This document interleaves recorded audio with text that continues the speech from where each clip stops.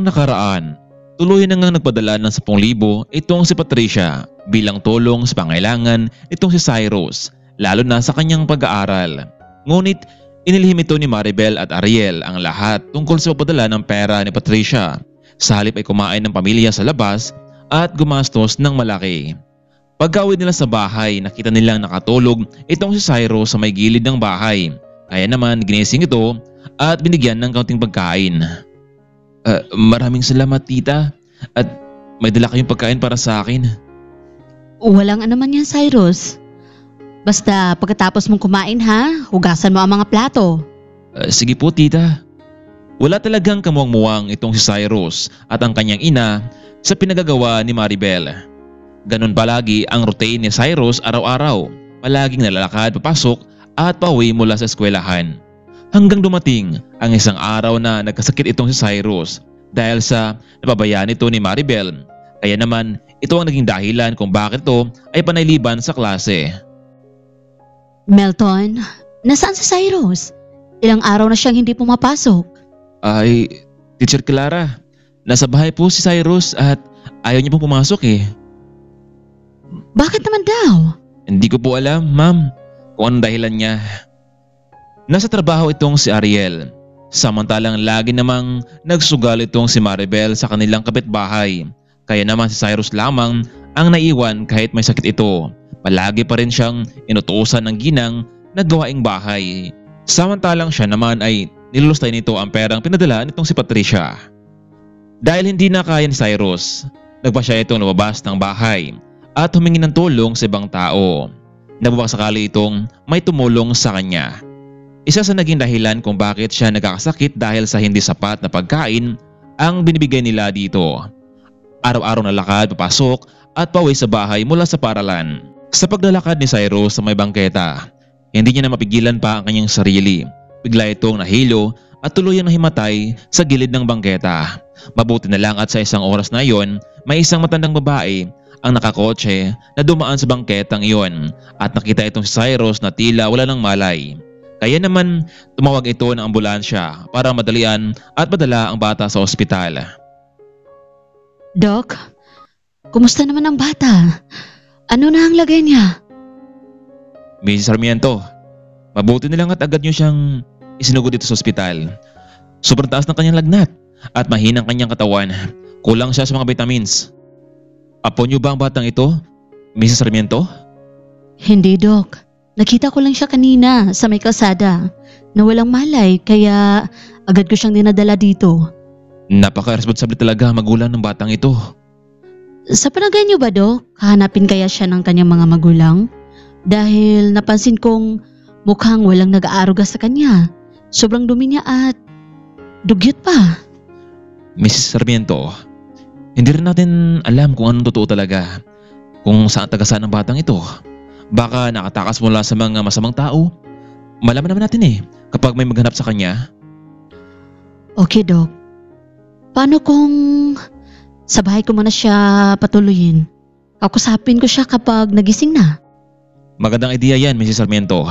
Panigurado akong masikaso mong batang ito at mabigyan mo ng sapat na pagkain. Oh, heto. At nagising na pala ang bata. Mamaya babalikan lang kita ha.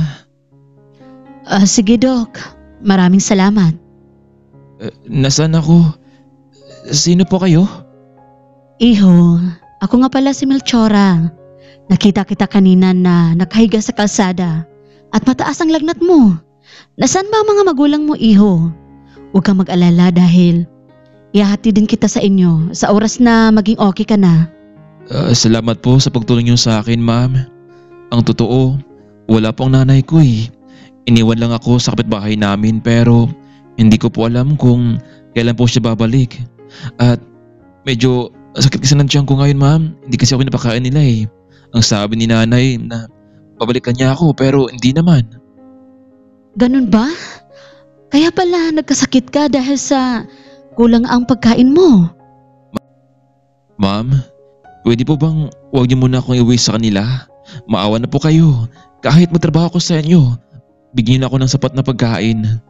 Naku, nakakaawa ka naman, Iho. Ano nga pala ang pangalan mo? Cyrus de Guzman po. Naku, kay ganda ng pangalan mo. Bagay sa'yo. Heto, may binili pala ako mga prutas. Kainin mo ito ha para bumalik na yung lakas mo. Samantalang sa hapon ding iyon, nakauwi na itong si Melton mula sa eskwelahan. Nay, ina na pala sa school itong si Cyrus. Pupunta daw dito sa bahay natin ang teacher namin para makausap kayo. Maribel, nasaan nga bang batang yan? Bakit hindi mo siya pinapasok kanina?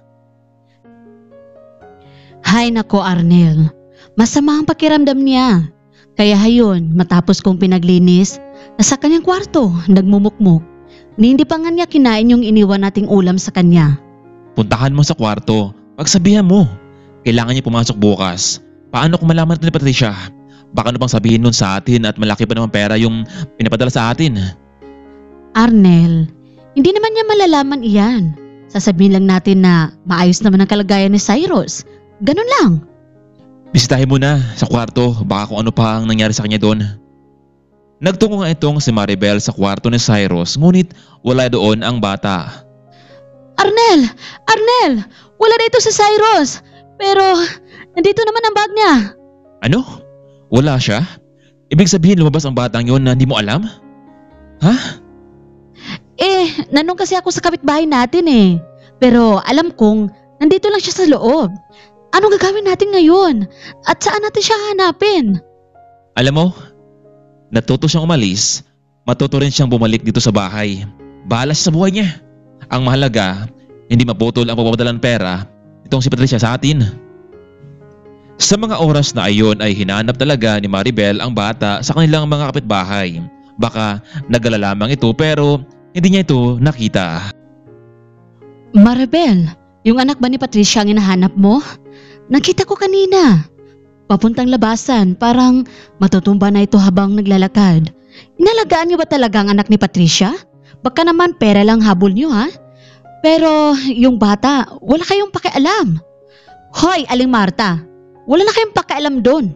Kung sa inyo sana iniwan ng bata, hindi sana kayo ang magkapera. Masyado kayong pakialamera. Muli na lamang bumalik itong si Maribel sa kanilang bahay at natatakot ito kung ano ang nangyari sa bata. O ano? Nakita mo ba si Cyrus, Maribel? Arnel, wala pa rin. Hindi ko siya nakita. Ang sabi ng pakialamerang Marta na yun, na lumabas daw kanina ang bata patungo sa labasan. Ano? Nakipag-away ka na naman sa matandang yon? Paano kasi ang gitera eh? Kung sino daw lagi tayong pinapadala ng pera ni Patricia? Yun na nga ba sinasabi ko sa iyo, Maribel? Dahil ikaw ang pinagbili na ng bata ngayon, dapat nalagaan mo siya. Hoy Arnel, hindi lang naman ako ang nakinabang sa perang pinapadala niya, hindi ba? Lahat tayo nakinabang. Ang mabuti pa, bukas hanapin mo si Cyrus. Baka ano na mangyari sa kanya. Sige na, bukas. Magtatanong ako doon sa labasan. Baka nakita nilang bata doon. Samantalang mula naman sa may eskwelahan, nakarating na rin itong si Clara sa kanilang bahay. Ngunit wala doon ang kanyang ina, kaya naman tinawagan niya ito. Ma'am, nandito na ako sa bahay. Nasaan ka na ba? Ganun ba, Clara? Huwag kang mag-alala. Pauwi na rin ako. Ma'am, nag-take out na rin pala ako ng pagkain. Hinihintay kita dito para sabay na tayong kumain. Sige Clara, hintayin mo lang kami. Ha? Anong kami, ma'am? May kasama ka ba? Huwag mong sabihing nakipag-date ka na ulit. Basta, mamaya ko na lang sasabihin sa'yo pag uwi ko. Nagtataka naman tong si Clara kung bakit gusto pa ng kanyang ina na magkaroon ng bagong karelasyon matapos pumanaw ang kanyang ama. Samantalang sa ospital naman ay nakapag-desisyon itong si Melchora na iuwi na lamang sa kanyang bahay itong si Cyrus kung ganito man lang ang trato sa kanya ng pamilyang pinag-iwanan nito. Mukhang nagsabi naman na totoo ang bata at higit sa lahat ay magaan ang loob niya dito. Clara, nandito na kami. Biglang binuksan ni Clara ang pinto para agad makita nito ang bagong lalaki sa buhay ng kanyang ina. Ma'am, nasaan ang sinabi mong boyfriend mo? Ha? Anong boyfriend? Hindi ba ang sabi mo dalawa kayong pupunta dito sa bahay? Oo nga, dalawa kami pero boyfriend? Kahit wala na ang daddy mo, hindi ko siya magawang palitan. Heto, ang ipapakilala ko sa'yo. Nasa likod ko, Si Cyrus de Guzman. Ha? Si Cyrus? Bakit mo siya dinala dito sa bahay, ma'am? Baka hanapin siya ng mga taong nag-alaga sa kanya. So, ikaw palang teacher ni Cyrus, anak? Kung ganun, mabuti. Cyrus, hindi ka pumasok kahapon. At ngayon, bakit? Ano bang nangyari sa'yo? Nako anak, ako na ang magkwento sa'yo. Habang kumain tayo medyo nagugutom na rin kasi ako eh. Alam mo iha, kanina, habang patungo sana ako sa mall para mag-shopping, nakita ko ang batang ito, walang malay sa gilid ng kalsada. At alam mo bang mataas ang kanyang lagnat? Anak, sa tingin mo ba inalagaan siya ng kanyang mga magulang? Ma'am, hindi magulang ni Cyrus ang nag-alaga sa kanya.